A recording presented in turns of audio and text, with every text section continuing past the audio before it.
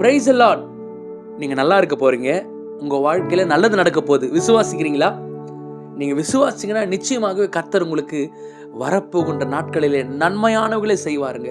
பாருங்க, வேதத்துல கூட யோவான் 1ஆம் அதிகாரத்துல ஒரு சம்பவத்தை நான் வாசிச்சேன். அங்கே இயேசு கிறிஸ்து சீஷர்கள் எல்லாரையும் கூப்பிடுறாரு. இப்போ பிலிப் என்பவனும் இயேசப்பா கிட்ட போலான்னு வரும்பொழுது அவர் தன்னுடைய ஃப்ரெண்ட் ஆகிய நத்தானியேலை கூப்பிடுறாரு. நத்தான்வேலே, நீ வா, நம்ம நியாயப்பிரமாண புஸ்தகத்துல நம்ம படிச்சோம் இல்லையா, இயேசு கிறிஸ்து மேசியா, அவர் நாசரேத்தூர்ல இருந்து வந்தவர், அவர் வந்திருக்கிறாரு, அவரை போய் பார்க்கலாம் வா அப்படின்னு சொல்லி நாத்தான்வேலை கூப்பிடும்பொழுது நாத்தான்வேல் சொல்ற ஒரு காரியம், நாசரேத்திலிருந்து ஏதாவது நன்மை வருமா? நாசரேத்துல ஏதாவது நல்லது நடக்குமா? ஏன் நாத்தான்வேல் அப்படி சொல்லணும்னா, அந்த நாசரேத் ஊர் என்பது ரொம்ப குட்கிராமம், ரொம்ப சின்ன ஊரு, ரொம்ப ஏழ்மையான ஊர். அது மாத்திரம் இல்ல, அந்த ஊர்ல மிகப்பெரிய ஒரு சம்பவம் வந்துச்சு. அங்க இருக்கிற ரோம போர் வீரர்கள் அங்க இருக்கிற அநேக யூதர்களை எரிச்சிட்டாங்க. அப்போ அந்த கிராமமே அழிஞ்சு போச்சு. அங்க இருந்து ஒரு நன்மையும் வராதுன்னு இருந்துச்சு. ஆனா அந்த ஊர்ல தான் உலக இரட்சகராகிய இயேசு கிறிஸ்து பிறந்தார். நன்மை வந்தது. இன்றைக்கு உங்க வாழ்க்கையில கூட கர்த்தர் நன்மையை செய்ய போறாரு.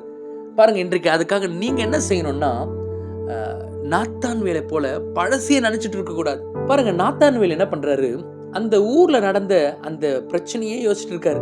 எல்லாமே அழிஞ்சு போச்சு, எல்லாமே முடிஞ்சு போச்சு, டெட், இனி அந்த ஊர்ல இருந்து எதுவுமே நடக்காதுன்னு பழசையே நினைச்சிட்டு இருக்காரு. அதனால அவர் சொல்றாரு, நாசரேத்துல இருந்து ஏதாவது நன்மை வருமா? இன்றைக்கு உங்க வாழ்க்கையில கூட கர்த்தர் நன்மையை செய்ய போறாரு. நல்லதை கர்த்தர் செய்ய போறாரு. அற்புதங்களை செய்ய போறாரு. நீங்க நம்புங்க. நீங்க உங்க வாழ்க்கையில் நடந்த சில பழைய காரியங்களை, சில தோல்விகளையே நினைச்சிட்டு இருக்க கூடாது. இழப்புகளையே யோசிச்சுட்டு இருக்க கூடாது.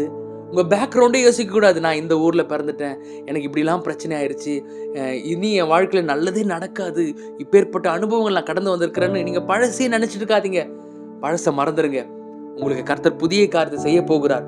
முந்தினவைகளை நினைக்க வேண்டாம், பூர்வமானவைகளை சிந்திக்க வேண்டாம். இதோ நான் புதிய காரியத்தை செய்ய போகிறேன். உங்க வாழ்க்கையில கர்த்தர் புதிய காரியத்தை செய்ய போகிறார். பழச மறந்துட்டு ஆண்டவரை முன்பதாக வைங்க. அநேக நன்மைகளை கர்த்தர் உங்களுக்கு தரப்போகிறார். ஏசப்பா உங்க வாழ்க்கையில பிறந்தாருன்னா கட்டாயமா நல்லது நடக்கும். நீங்க நல்லா இருப்பீங்க. God bless you all.